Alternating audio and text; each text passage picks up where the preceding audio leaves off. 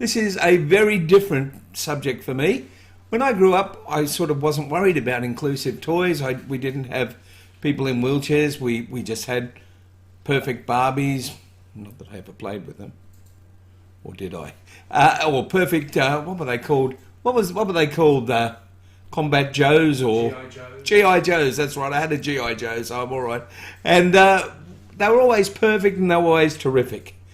Never did we have dolls and toys that included people with a vast variety of colour, shapes, disabilities, and so on.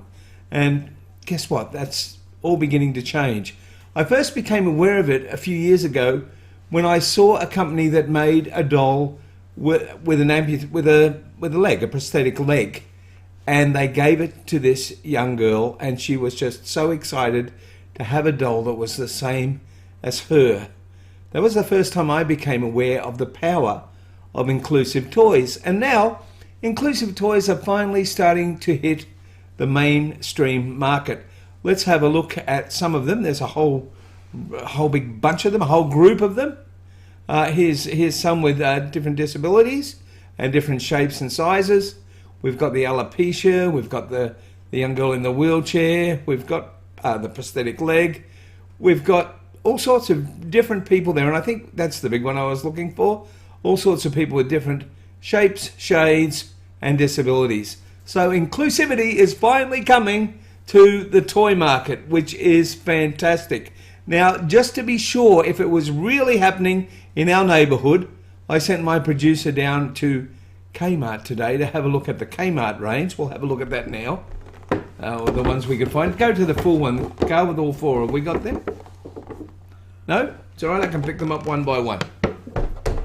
Okay, we've got the lady that is vision impaired. She's got the cane. I think she should have a dog, but anyway. We'll go back to the full one of me, Carl. It's easier to hold them. We've got this one. Fantastic. The girl, the amputee. And these, well, what were they, Carl? $12 or something? $6. How much? $6. And I think that comes off, and she doesn't need to wear her prosthetic to bed or anything like that, which is fantastic. I'll just pop them on the floor where they belong. Sorry, girls. We've got here, this is a terrific one, I think, because this is someone who's just temporarily injured.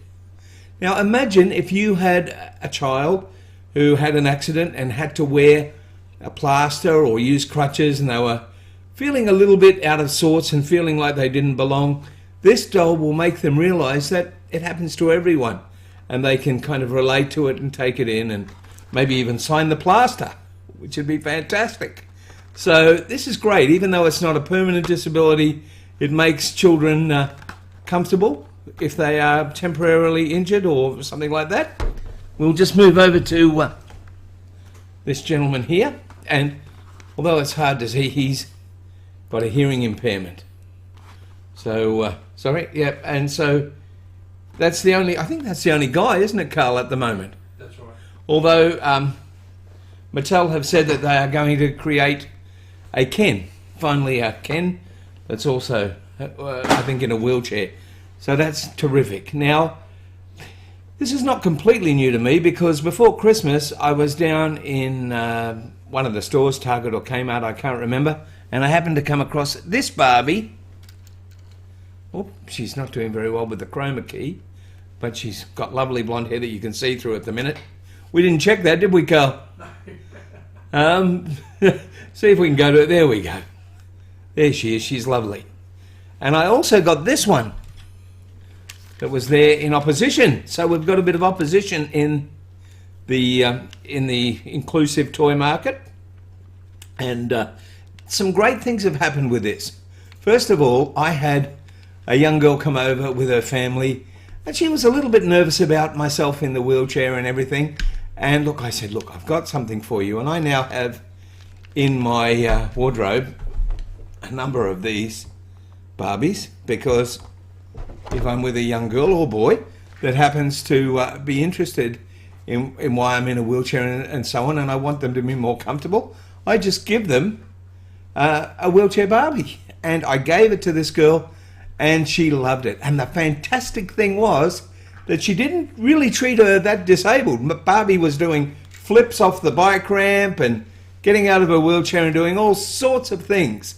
So I love that this girl basically got used to me being in a wheelchair, saw it as normal, and took home the Barbie, and apparently is still playing with it all the time. She comes with her own ramp and so on. It's very interesting that inclusive toys were tried before. I'll just look at my notes.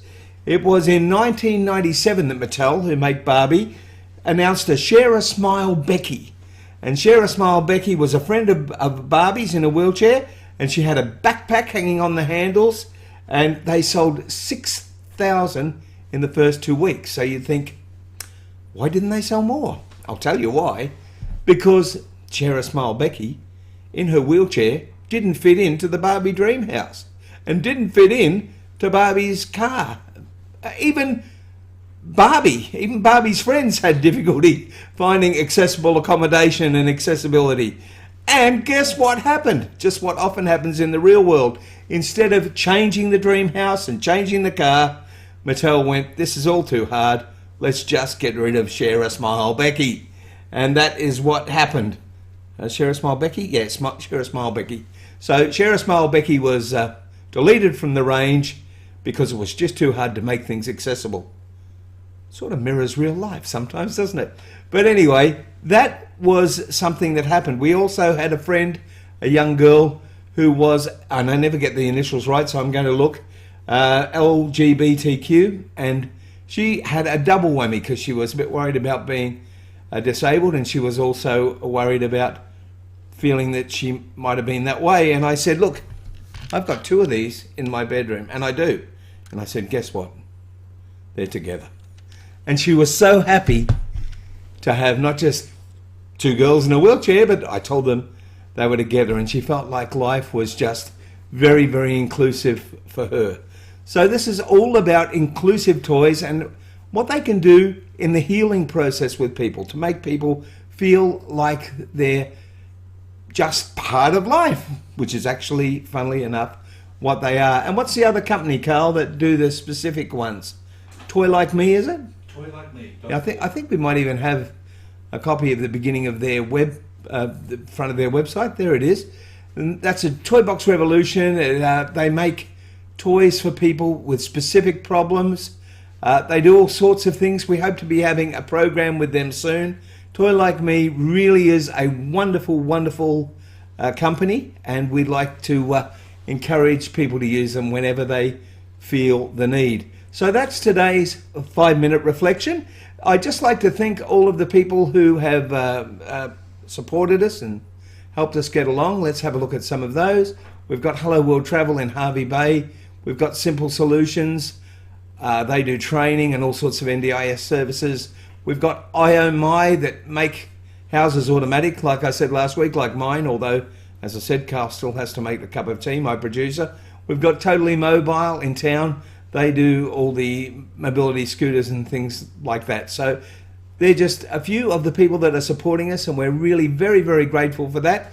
If you would like to support us, the best way you can do that is by subscribing. We need to grow our audience so that we can deliver things that you need to see. And if you're wondering what we're planning, in the next 2 weeks, we're going to have a product review on the Firefly wheelchair. We're going to have a product review on a new type of bed, medical bed, and lots of things are happening, as well as some programs on inclusivity, acting roles, and all sorts of things. All part of the Spin 5-minute reflection and Accessible Globe TV. Join us again really soon.